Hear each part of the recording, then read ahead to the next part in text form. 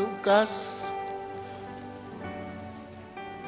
capítulo 4, y con todo el corazón quiero traer una breve reflexión o breve análisis de esta narración.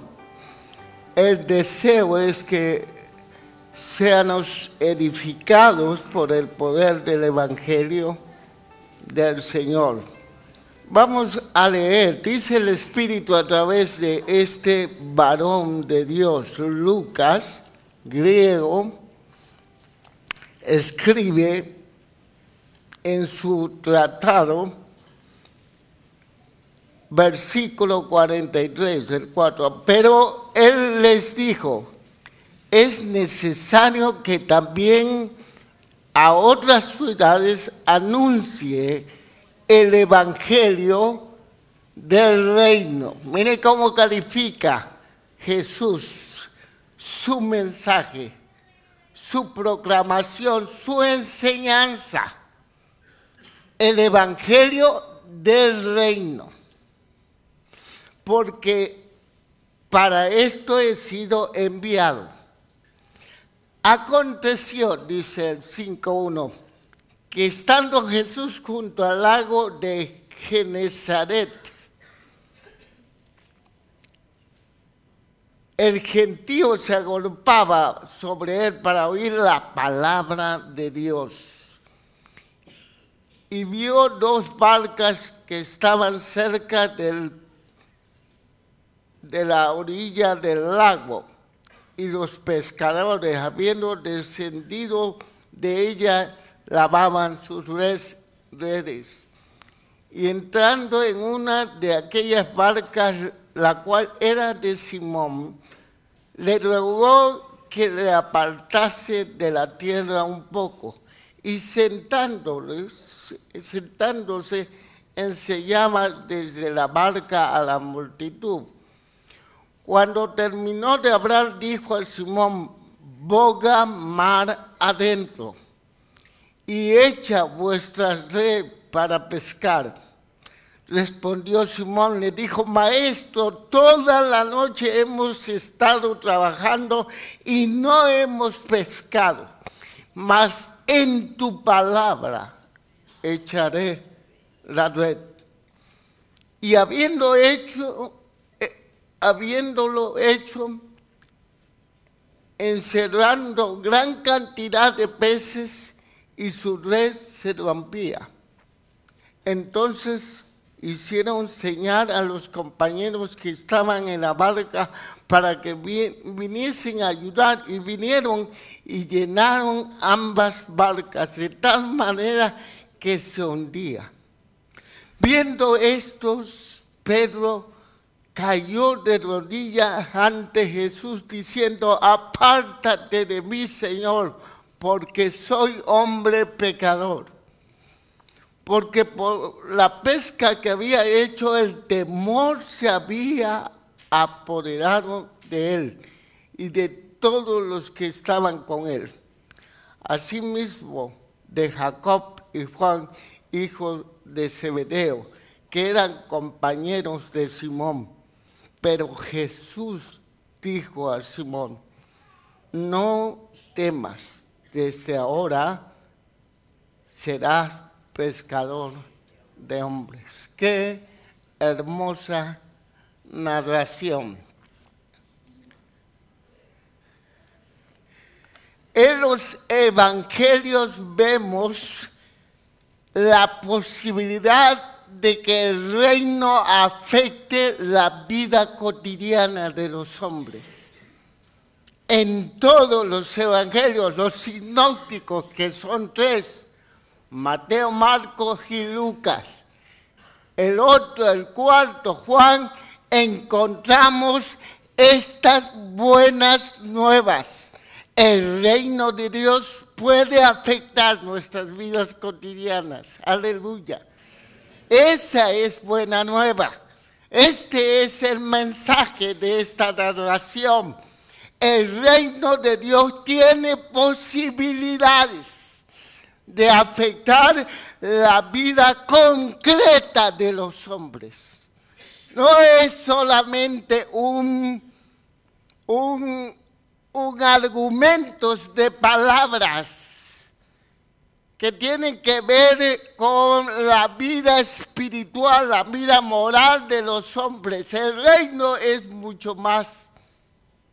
Reducir la predicación del evangelio a meras concepciones espirituales es reducir la verdad de él. Las señales que muestran los evangelios de esta verdad son los milagros, que son cosas inhabituales, desconcertantes.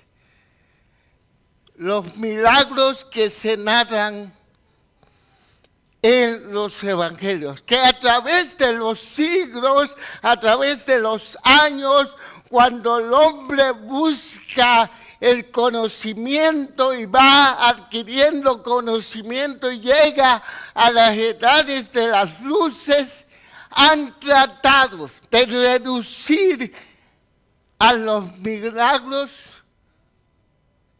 como algo que no fueron históricos y verdaderos. El argumento que a veces nos ha llegado y la lógica contundente, pero la lógica siempre es humana. Muchos en la ilustración, en la edad de las luces de los siglos, de la filosofía, de los cambios de paradigma, del valor del conocimiento humano, de la investigación científica, comenzaron a cuestionar los milagros. Y la lógica. Si los milagros no son constantes en nuestras vidas cotidianas, por lo tanto, puede ser que no fueron en los tiempos de Jesús. Parece lógico. No vemos milagros ahora, por lo tanto, puede ser que no hay milagros. Y empezaron a cuestionar. Muchas veces nos alcanza esta era. No vemos nada. Nuestra vida, el evangelio consiste solamente en palabras, solamente en un sistema lógico de creencia, de temas que conocemos, que temas que se nos predica, se nos enseña, ya sabemos el evangelio, entre comillas. Los milagros de Jesús, según él, evidencia que el reino había llegado. ¿Se acuerdan el pasaje? Ese pasaje donde se turba Juan el Bautista y dice, está luchando si vale la pena haber sido encarcelado aún, sacrificado por la predicación del reino. Y le dice, ven a decirle si es él el que esperamos, si él es el de que los profetas nos dijeron que iba a traer el reino en su vida, en su persona. Si es él, díganle si es él. Y fueron.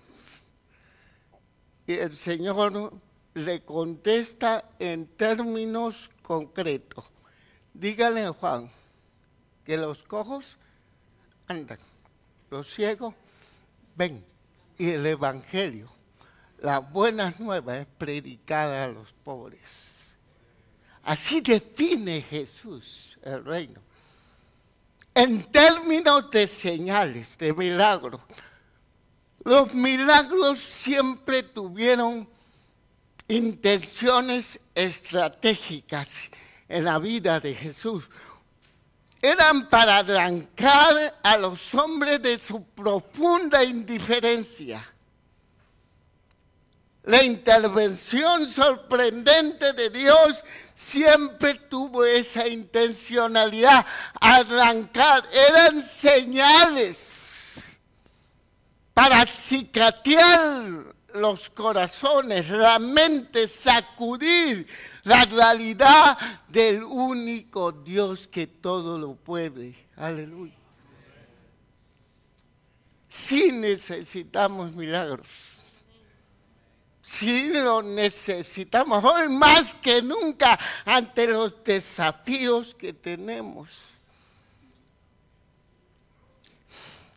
Los milagros tenían el propósito también de beneficiar al pueblo de Dios. Era una expresión de la profunda misericordia, del deseo de Dios de restaurar todas las cosas, de ayudar, de asistir, de habilitar a su pueblo, de bendecirle. Es una expresión de amor, un milagro genuino, un milagro de Dios, un milagro de las posibilidades del reino que viene a través de Jesucristo. Los milagros desbordan la vida cotidiana. Eran semeía, en griego, señal del reinado de Dios. Era señal que Dios reina ya. Que Dios se ha introducido en la historia de la persona de Jesucristo y reina en el mundo. Eso señalan los milagros. Juan estructura el Evangelio en términos de 7 semillones, de 7 milagros. Y trata de comprobar o decide proclamar que el reino está operando, que el reinado de Dios ha llegado para que todos crean en Jesucristo. Qué estratégico. La traducción mejor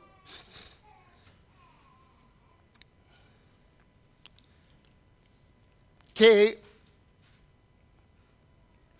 debemos de tener de la palabra basileia, que se traduce en los evangelios como reino, es reinado. Este término realmente la equivalencia dinámica a nuestro lenguaje no es reino, es reinado. Revela más poder traducir estos textos. El evangelio del reinado de Dios. El reino está bien. Es Reina Valera. Es español. Pero la evidencia contundente de un análisis serio de los textos y de la intencionalidad de los autores sagrados es que basileia se debe traducir como reinado. Revela el dinamismo del dominio de Dios, revela el espacio en que Dios implanta su reino, que afecta las nuevas posibilidades, que hace posible lo imposible. Es donde Dios se mete, donde Dios trabaja, donde Dios está haciendo, aunque no vean. Es mejor esa traducción. Vale más confiar en el poder del reino que en nuestro poder. Esa es la proposición para nosotros en esta mañana de esta preciosa narración. Vale más confiar en el poder del reino en nuestras vidas, como pueblo de Dios, como iglesia del Señor, como creyente, vale más poner nuestra confianza permanentemente, constantemente en nuestras vidas, que en el poder de nosotros mismos. Sencilla la palabra. Y quiero compartir 3 sugerencias. ¿Por qué sugerencias tú y yo debemos confiar permanentemente en el poder del reino de Dios, del evangelio del reino? ¿Por qué debemos confiar? Tres sugerencias que da esta narración. Sencilla, muy sencilla. Es difícil hacer sencillo lo complejo, ¿eh? Es difícil, para mí es muy difícil porque yo soy de estos que, ¿cómo le dicen aquí, empollones o qué? Así, no sé por qué empollones, pero bueno, suena raro, pero bueno. Soy de esos que se meten en los textos y a veces se va para allá y me voy para acá y digo, oh, aterriza, vente para acá. Y es muy difícil hacer lo complejo sencillo. Con la ayuda de Dios y con la ayuda de ustedes, espero que sea adecuado para usted, para que crezca su confianza, su conciencia de que el reino está dominando en tu vida cotidiana. El reino está disponible, está accesible. Hay posibilidades que nuestra vida cotidiana sea trastornada por una manifestación de su gracia y de su poder. Aleluya, suena bien, suena bien. Que a mí me suena muy bien. No está aburrido que no pase nada en tu vida. No te aburres que tu vida a veces no sucede nada. Pues hay una posibilidad. Puedes crecer en esta mañana, en conciencia, en fe. Puedes inclinar tu corazón. La fe es un instrumento. Podemos inclinar el corazón. Podemos oír la palabra con fe. Yo no sé cómo vengas. Si vienes a oír la palabra del Señor, el evangelio. Uno puede, tú tienes la fe para inclinar, para confiar, para tomar la palabra como un niño. Se recibe esta palabra como un niño. No es para los soberbios, no es para los sofisticados. Eso no quiere decir que no sea para los intelectuales, claro que es. Es para los sencillos, para los crédulos, como un niño. ¿Por qué sugerencia de la narración? La primera sugerencia es porque el poder humano es limitado. Tenemos profundos límites. La narración, observen en la narración, los pescadores pasaron toda la noche y no pescaron. No pescaron nada. A pesar de que experimentaron en la pesca, tenían experiencia, eran pragmáticos, eran empresarios, eran personas calificadas. A pesar del esfuerzo de toda la noche, el lago que debe tener vida en este tiempo, no hay vida.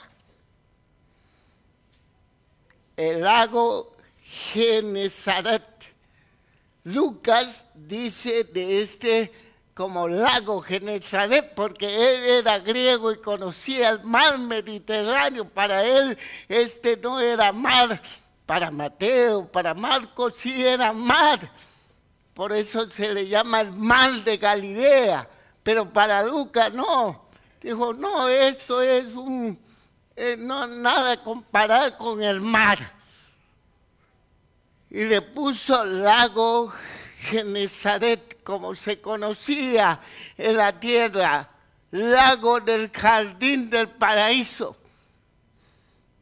donde debe haber vida, donde había vida, comercio abundante, donde el sistema regional económico estaba garantizado por la pesca. No había. La naturaleza se había afectado de alguna manera. Todos sabemos que en las aguas la vida de una agua, de un lago, dependía de los ciclos biológicos, de las fases que había en el sistema ecológico, donde los peces se desarrollaban principalmente en la superficie, como una nata. En mi pueblo hay muchos lagos. Desde niño los pescadores o la gente de mi pueblo va a pescar esa nata, que es un suicidio ecológico. Nosotros nos la comíamos con huevitos, chilitos y con tortilla. Pero eran los millones o miles de peces que había, pero se desarrollaban las fases y entonces había una gran variedad de peces, camarones, ostiones, pulpos.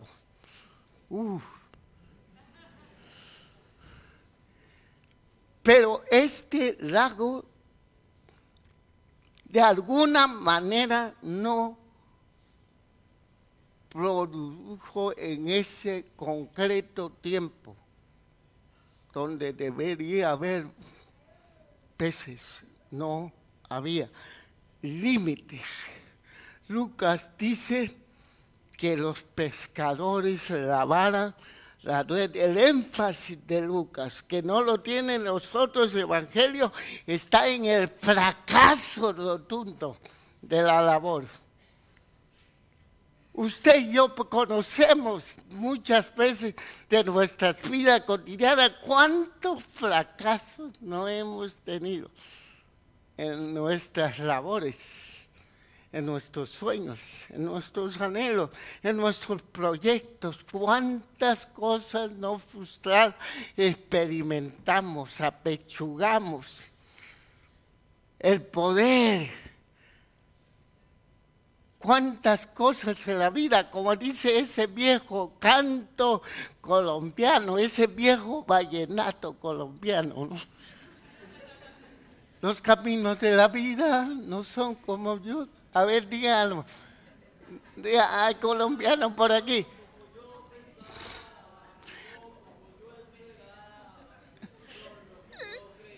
¡Eso!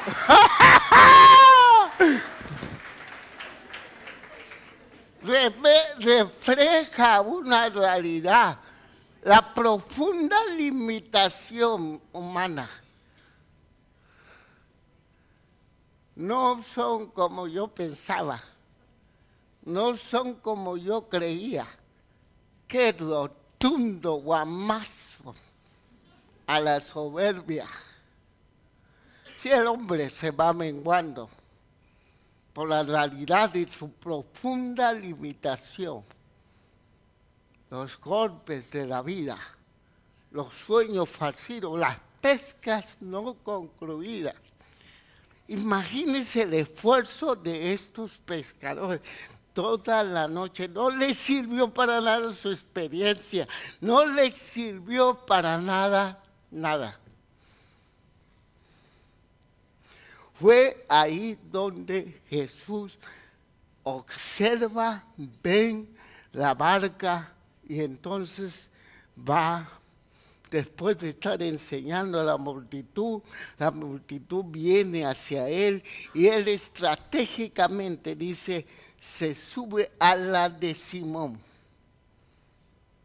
Estratégicamente. Y le ordena que salga un poco de la orilla y de ahí seguía proclamando y diciendo el reino de Dios. El evangelio del reino, el evangelio del dominio de Dios. En un contexto de fracaso humano cotidiano, concreto. No quiero usar este texto que sí se usa y se usa bien para hablar de lo espiritual, del evangelio. No. Quiero hablar de la intencionalidad del autor, no de nuestras intencionalidades. El reino bajó a la tierra. Hay que tener los ojos en los cielos, pero los pies en la tierra.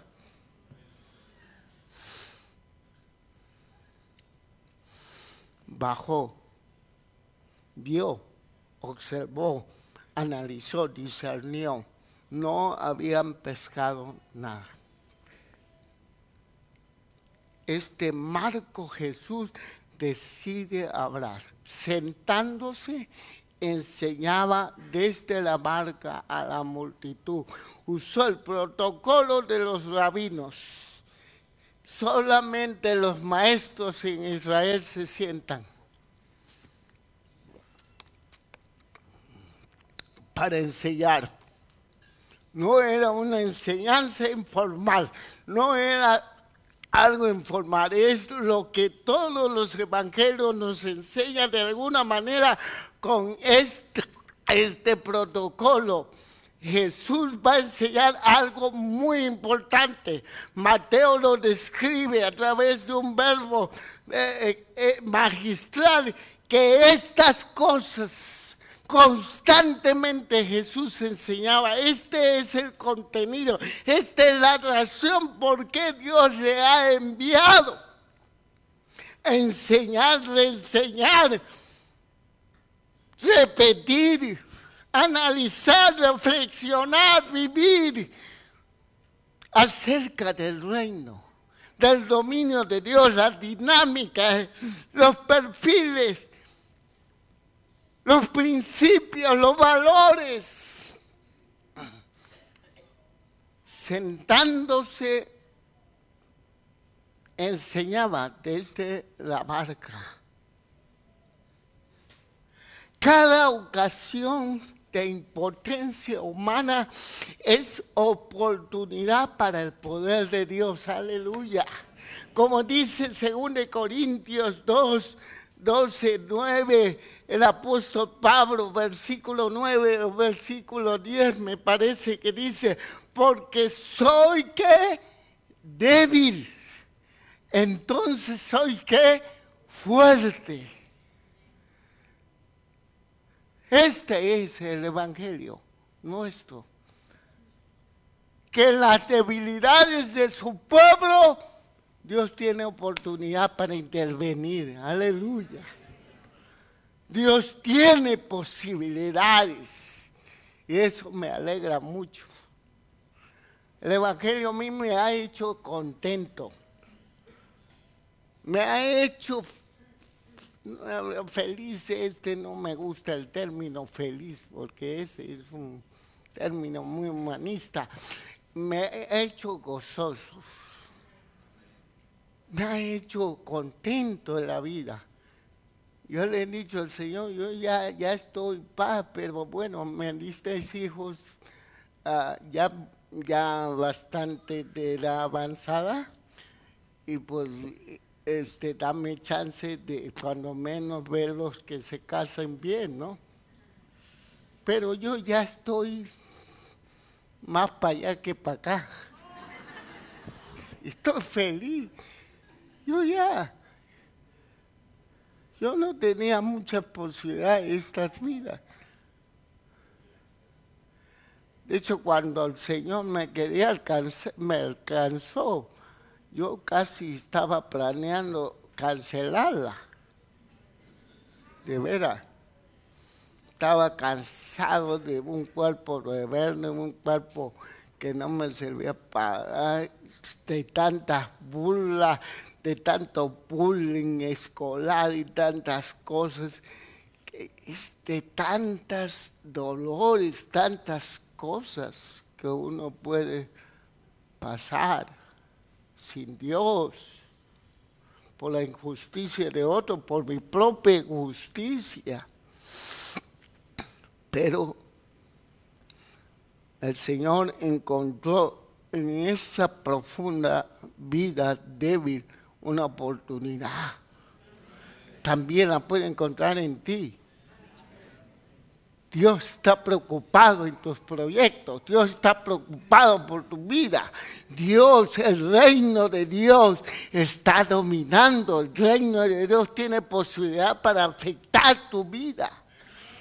¡Qué evangelio tan hermoso! ¿No te llena de esperanza? Sí.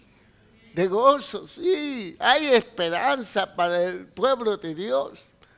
Que en nuestras limitaciones Dios actúa. Porque el poder del reino es ilimitado. Esta es la segunda sugerencia. La palabra de Jesús es la palabra del reino que pone en movimiento el poder creativo de Dios. Boga mar adentro, le dice el Señor, y echa vuestras redes para pescar. Desafía a penetrar a un lugar más profundo. Desafía a volver al proyecto. Retoma el proyecto de estos pescadores. Lo honra, lo santifica, se mete a su historia, historia concreta.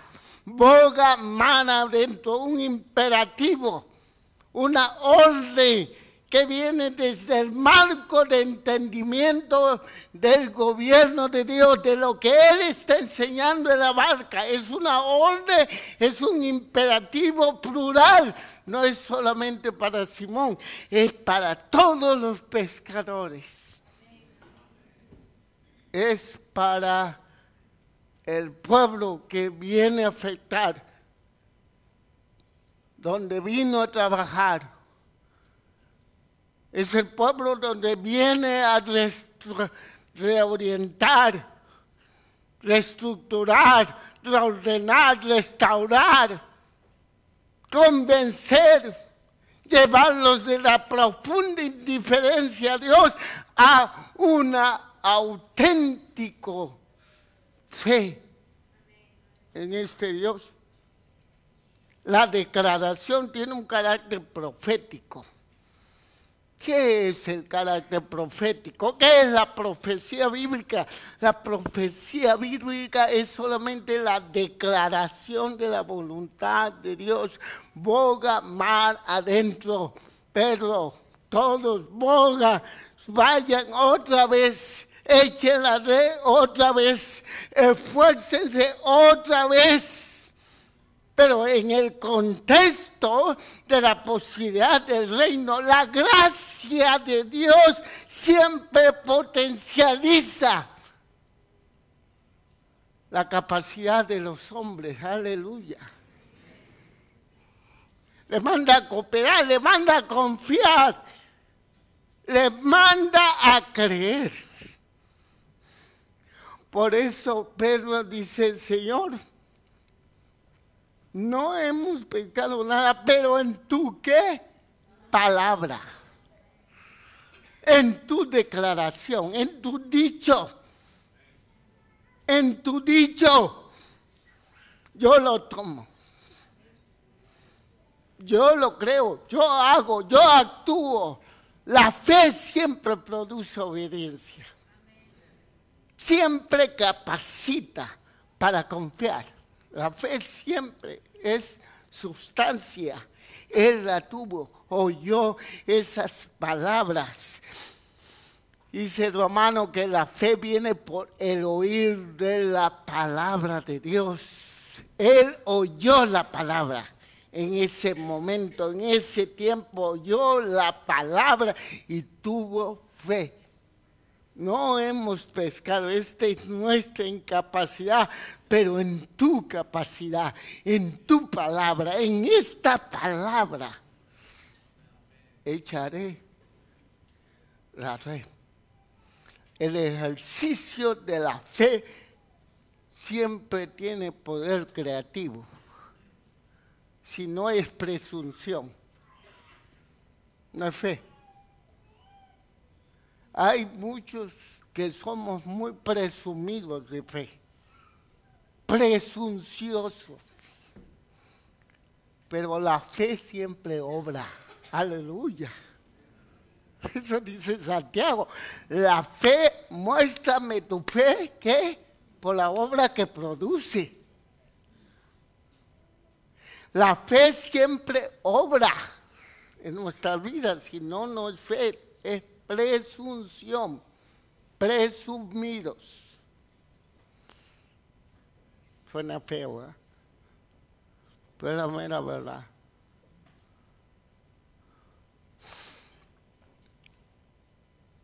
Aquí la fe le lleva y en esa noche tienen una tremenda intervención de Dios. Los milagros no es que Dios viole las leyes de la naturaleza, como los teólogos antiguos y clásicos comenzaron a decir, no es que Dios viola las leyes de la naturaleza y la hace como Él quiere para producir lo que Él quiere. No es así. Un concepto más adecuado de los milagros, de las señales, de los prodigios que narran los textos de los evangelios, es que Dios potencializa la naturaleza. Interviene con su dinamismo, con su poder, para que se genere. Imagínense, yo como biólogo me imaginaba que no dice qué hace, pero me imaginaba cómo da vida esa palabra lago, cómo produce las larvas, cómo produce esos especies. Había 3 especies comerciales en este lago. Estas especies, como en un instante todo el proceso, todas las fases de los ciclos biológicos se complementa para que estos hombres tengan una gran pesca. La posibilidad de que su trabajo tenga el fruto que merece. La restauración del hombre en el Evangelio. ¿Cuál es el propósito del Evangelio? Es restaurar la imagen perdida en el hombre. El hombre que se dio al dominio, al enemigo. Que luego una de las consecuencias era que iba a trabajar con el sudor de ¿qué? De su frente. Que en la producción era necesario el trabajo esforzado, mas no fue así el proyecto de Dios, mas no fue el proyecto y el deseo y la voluntad de Dios. Dios lo puso en un lugar de privilegios, en un Genesaret, en un jardín del Edén, lleno de provisión, y Él estaba con ellos y Él les bendecía. El fruto de su trabajo era alabanza, adoración a Dios. Era cumplir la mayordomía, era ser representante. Pero ahora en Adán hay fuerzas que atentan a la vida cotidiana. En los tiempos de Jesús, un lago, un cuerpo tan grande de agua, un mar, se creía que habían fuerzas demoníacas que hacían caos en la naturaleza y que atentaban contra el pueblo. Los desiertos, lugar de demonios, el mar. Los textos hebraicos usan para narrar al mar con el término que se usaba, el yam, en las mitologías cananeas. Una mitología al servicio del texto no quiere decir que no es verdad. Es una forma, un lenguaje solamente para dar la revelación, esta cosmovisión. El yam, el mar en el Antiguo Testamento no tiene el sentido como el mar para nosotros.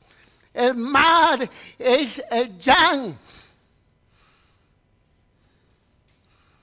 Son las fuerzas caóticas del agua. Son las fuerzas que atentan. Y solamente Dios puede intervenir. Aquí es la palabra del reino, es la palabra, es el dominio de Dios interviniendo en este caos. Este ecosistema que debería producir, pero no produce, está llena de muerte. La palabra de Jesús, la palabra del reino trae vida, crea vida donde no lo hay y afecta a estos hombres. La actividad de Jesús no solo era un acontecimiento hablado. El Evangelio no es solamente un acontecimiento para hablar.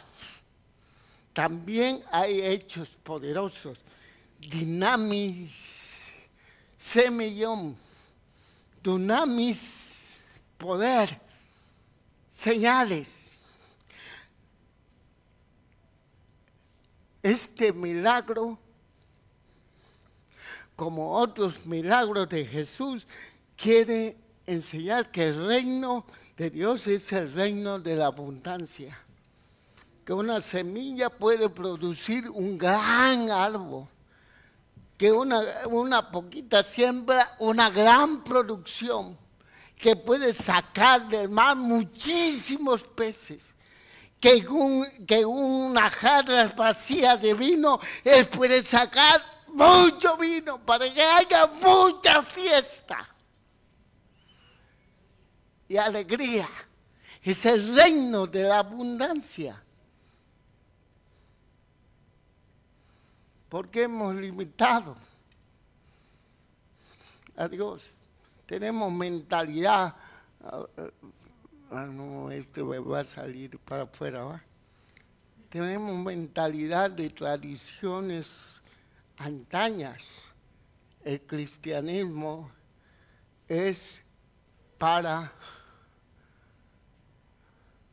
ser pobre y siempre pobre. Mendigo, la virtud de la pobreza. No, la pobreza no es virtud en la Biblia. No es el plan de Dios, no es el deseo.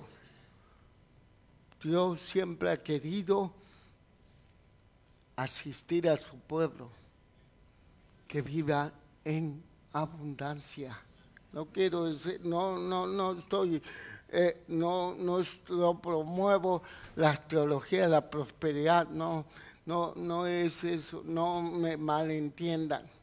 Es otro sentido. Por último, la última sugerencia, porque el poder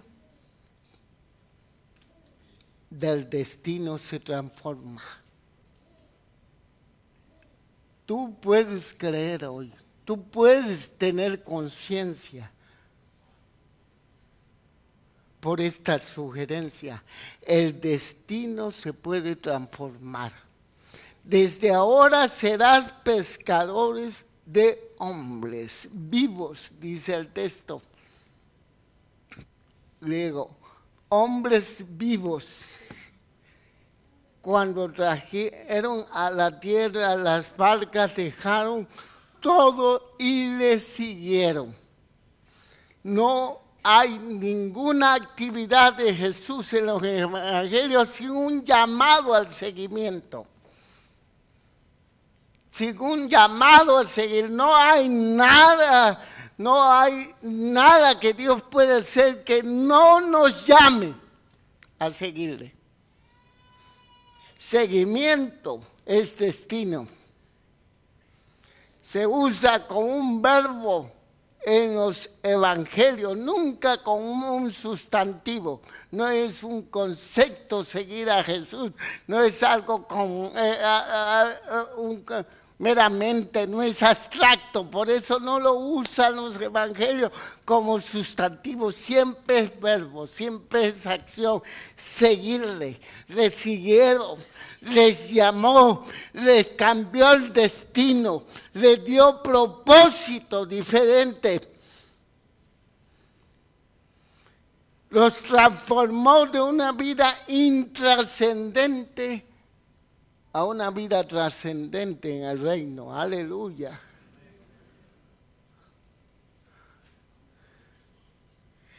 Él los llamó no solo para que estuvieran con Él, sino además para enviarles, para que ellos también fueran testigos, para que ellos también proclamen, porque ellos enseñen, no solo que den testimonios, que Dios interviene, que Dios tiene posibilidades, que Dios domina la vida cotidiana, que Dios se puede meter en la historia de los hombres y hacerlos fructíferos. Le dio destino.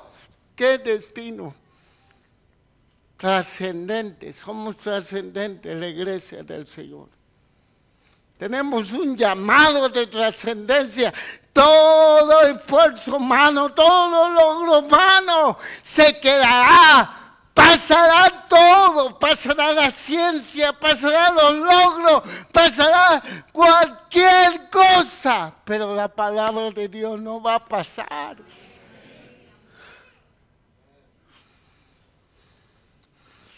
Qué maravilloso. La iglesia del Señor, como estos discípulos, Dios se mete en la historia, pero para transformar su destino. Somos trascendentes, hermanos. Tenemos propósito, podemos ser testigos también aquí en Mallorca, que Dios está aquí, que Dios domina aquí, que Dios tiene su imperio en medio de nosotros y puede intervenir, tiene posibilidades. Si yo tomo su evangelio, su palabra, lo pongo en el corazón y creo, Dios puede sorprender mi vida y puede sorprender la vida de los demás. Vale más el poder del reino para reorientar el destino a la obra más maravillosa que un hombre puede realizar: proclamar el evangelio, que Dios reúne a su pueblo, que Dios crea una humanidad, participar, estar. Yo me siento tan privilegiado de ser un predicador, un diácono de la palabra, tan privilegiado de que alguien como vuestros pastores confíen en un púlpito o que me llaman de aquel lugar, tengan la oportunidad de proclamar esta palabra. ¿Por qué? Porque es un llamado de trascendencia. Todo pasará, pero esta palabra no pasará.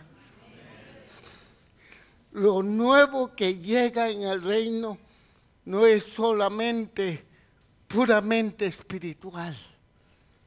Para Jesús lo nuevo es algo concreto como los peces, algo concreto como el vino, algo concreto.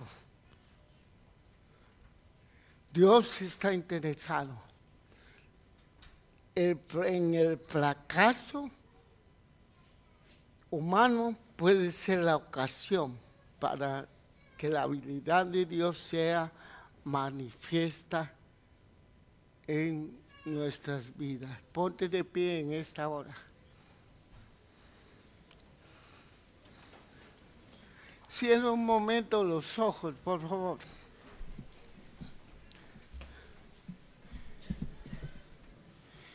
Mira, hermano,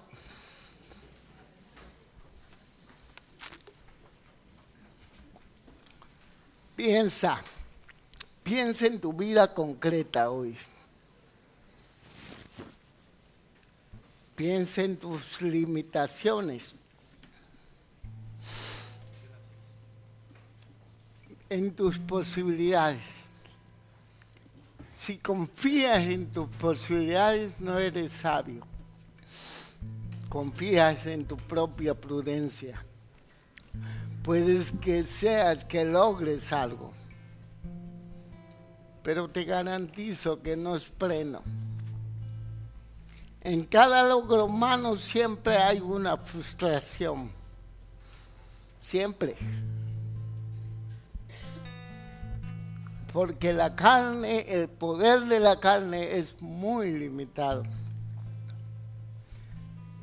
El logro en Dios siempre trae alegría y plenitud, gozo.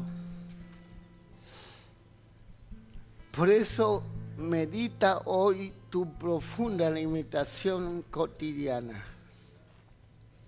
Pero levanta tu corazón. Esta es la buena nueva del reino. Él tiene posibilidad para intervenir en tu vida. Quiero que pongan una imagen. Mira lo que hace el reino de Dios. Quita en el sustantivo el prefijo